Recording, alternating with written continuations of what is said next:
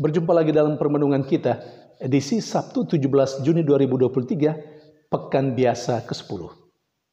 Hari ini peringatan hati tersuci atau hati tak bernoda Santa Perawan Maria. Bacaan-bacaan liturgi hari ini, bacaan yang pertama dari kitab Nubuat Yesaya bab 61 ayat 9 sampai 11 dan bacaan Injil dari Injil Lukas bab 2 ayat 41 sampai 51. Ada 3 hal penting yang harus kita ketahui berkenaan dengan peringatan hati tersuci atau hati tak bernoda Santa Perawan Maria. Hal yang pertama yang harus kita ketahui, peringatan hati tersuci atau hati tak bernoda Santa Perawan Maria itu sudah ada dalam kalender liturgi Gereja Katolik. Pertanyaannya, sejak kapan Gereja Katolik menetapkan peringatan hati tersuci atau hati tak bernoda Santa Perawan Maria? Kita lihat sejarah nih. Sesungguhnya Paus Pius yang ke-12, beliaulah yang menetapkan peringatan hati tersuci, hati tak bernoda Santa Perawan Maria. Beliau tetapkan pada tanggal 8 Desember tahun 1942 bertepatan dengan 25 tahun perayaan penampakan Bunda Maria Fatima. Kita tahu dalam penampakan Bunda Maria di Fatima kepada ketiga anak kecil itu, Bunda Maria memperkenalkan dirinya sebagai Bunda yang tak bernoda, sebagai Bunda yang tersuci. Pertanyaan berikutnya, mengapa Gereja Katolik menghormati Maria sebegitu luar biasanya? Ini seringkali dikritisi oleh orang-orang di luar sana, baik yang seiman maupun yang tidak, tapi terlebih orang-orang yang seiman. Karena bagi mereka, apa yang dilakukan oleh Gereja Katolik terhadap Bunda Maria itu terlampau istimewa, seakan menempatkan Maria lebih dari Yesus. Sesungguhnya tidak seperti yang dibayangkan oleh saudari-saudari kita sebelah sana. Gereja Katolik menaruh hormat yang tinggi kepada Bunda Maria dan memberikan beberapa label kepada Bunda Maria. Dan ketika Gereja Katolik memberikan label-label tertentu terhadap Bunda Maria, itu tidak pertama-tama karena Bunda Maria, tapi itu semua dalam konteks atau dalam hubungannya, dalam relasinya yang tak terpisahkan dengan Yesus. Karena Gereja Katolik tahu segala label, kualitas hidup yang ada dalam diri Bunda Maria itu terjadi sebagai kasih karunia Allah yang Allah limpahkan kepada Bunda Maria, karena Bunda Maria adalah seorang perawan yang dipilih oleh Allah untuk mengandung dan melahirkan Yesus. Artinya, Gereja Katolik sangat menyadari bahwa kualitas hidup dan label yang diberikan kepada Bunda Maria itu tidak terlepas dari kaitannya, hubungannya, relasi Bunda Maria dengan Yesus. Dan apa yang dimiliki oleh Maria itu terjadi karena Yesus. Ini supaya dipahami dan dimengerti dengan baik. Karena itu, demi rasa hormat yang tinggi kepada Bunda Maria, yang memiliki kualitas hidup, atau yang saya tegaskan sebagai label-label yang diberikan Gereja Katolik kepada Bunda Maria, dan itu terjadi tidak karena Marianya, tetapi karena relasinya, atau karena keterkaitannya dengan dirinya sebagai perawan yang dipilih oleh Allah yang mengandung dan melahirkan Yesus, maka segala kualitas yang ada pada dia itu terjadi karena Yesus. Dan itu sangat disadari oleh Gereja Katolik. Salah satu label dan rasa hormat yang tinggi yang diberikan kepada Bunda Maria oleh Gereja Katolik seperti yang kita peringati hari ini. Hati tersuci atau hati tak bernoda, Santa Perawan Maria. Bahkan revelasi atau pengungkapan bahwa Maria memiliki hati yang tak bernoda, hati yang tersuci, itu tidak karena karangan Gereja Katolik, tetapi karena itu merupakan hal yang disampaikan oleh Bunda Maria sendiri ketika menampakkan diri kepada ketiga anak kecil di Fatima. Cerita tentang itu pasti banyak di antara kita yang tahu.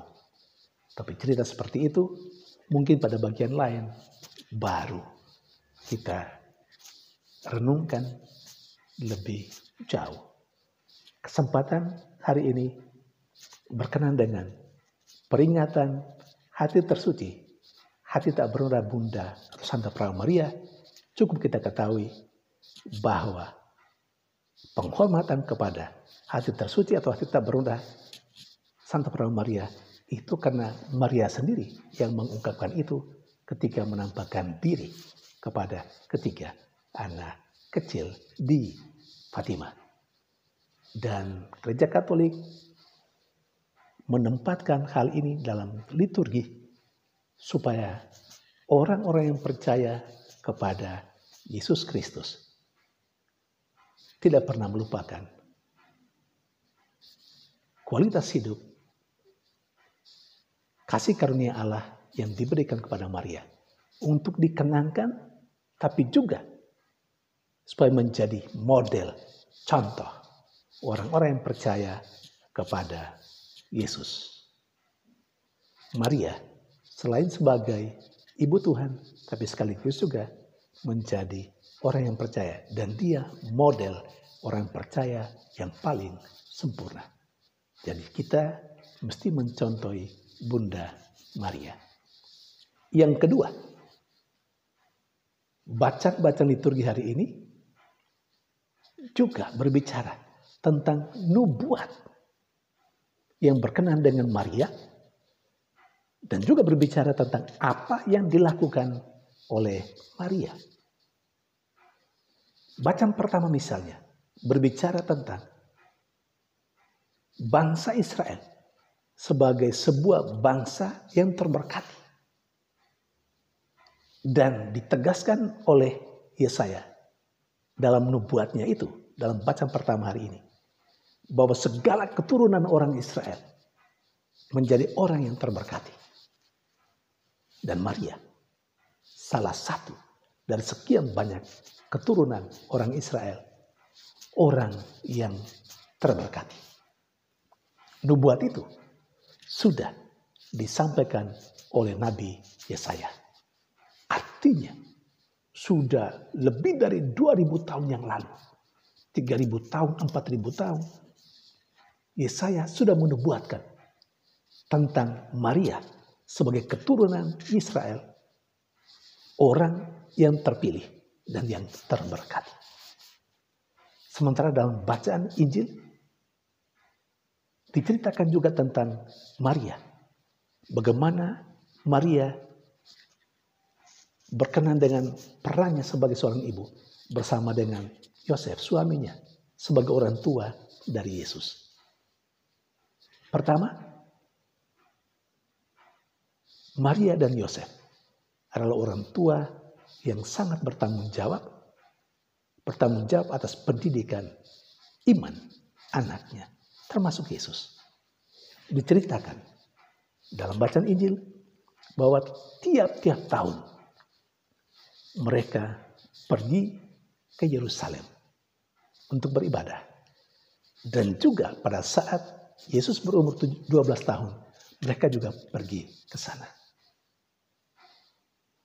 Itulah tanggung jawab orang tua. Mendidik anak dalam iman akan Allah. Bagi kita, saudara dan saya, kita punya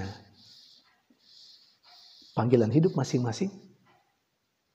Sebagai orang tua misalnya, biarlah apa yang dilakukan oleh Maria dan Yusuf, seperti yang diceritakan dalam bacaan Injil hari ini, menjadi refleksi untuk kita. Apakah kita adalah orang tua yang bertanggung jawab mendidik anak dalam iman akan Allah, dengan selalu melatih, membawa anak-anak kita untuk beribadah, untuk mulai percaya pada Tuhan, atau kita mengabaikan begitu saja.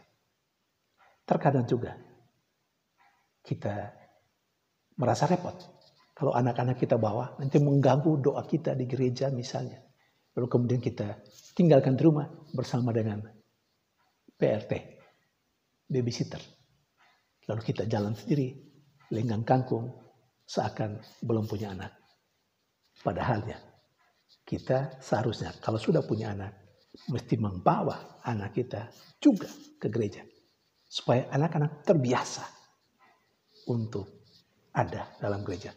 Karena kalau dalam gereja, sebagai orang tua juga mesti bisa mengatur anak-anak. Supaya duduk diam, walaupun kita tahu sebagai seorang anak, tentu ada ngomong, akan jalan kemana, kesana kemari.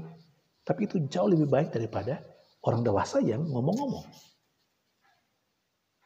Asalkan sebagai orang tua tetap mengatakan bahwa dalam gereja itu sebagai orang Katolik harus diam, harus duduk tenang, dan melihat, mendengarkan apa yang dirayakan. Itu penting. Maka kita mau menjadikan Bunda Maria dan Santo Yosef. Kita melihat diri kita sejauh mana kita bertanggung jawab atas pendidikan iman anak-anak kita. Jangan sampai pada suatu waktu nanti ketika anak berbelok, anak memilih jalan lain yang tidak sama dengan iman kita, kita menyesali, kita kecewa. Jangan. Mesti sejak awal. Jadi karena itu sejak awal anak perlu dididik dalam iman akan Tuhan secara Katolik. Dan yang terakhir itu soal hati. Hari ini peringatan hati tersuci, hati tak bernoda, Santa Perawan Maria. Kemarin kita merayakan hari raya hati Yesus yang Maha Kudus. Semuanya soal hati. Hati ternyata tidak hanya sekedar salah satu organ tubuh manusia yang penting. Hati secara biblis itu adalah tempat dan sarana di mana seseorang menjalin relasi yang mendalam dengan Allah. Dan dalam arti ini, Maria menjadi model bagi gereja, bagi saya dan Anda, bagi kita semua. Karena apa?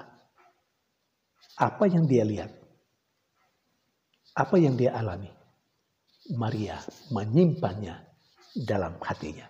Sebagaimana juga yang dikatakan dalam bacaan Injil hari ini. Apa artinya kalau Maria menyimpan semua segala perkara apa yang dialami dalam hatinya? Tidak hanya sekedar menyimpan, tetapi menyimpan dalam arti biblis dalam hati adalah merenungkannya dan berusaha untuk menemukan apa kehendak Tuhan pada apa yang dialami. Saudari dan saudara terkasih, sudahkah hati kita menjadi tempat sarana kita menyimpan berbagai macam pengalaman kehidupan kita, termasuk pengalaman kehidupan beriman. Dan apakah kita telah menyimpan semuanya itu dan merenungkannya untuk menemukan kehendak Allah dalam semua pengalaman hidup kita. Saudari dan saudara yang terkasih, sejauh apa yang terjadi itu merupakan kehendak Allah, maka sejauh itu juga semua yang terjadi, enak ataupun yang tidak enak, itu yang terbaik untuk kita. Tuhan memberkati.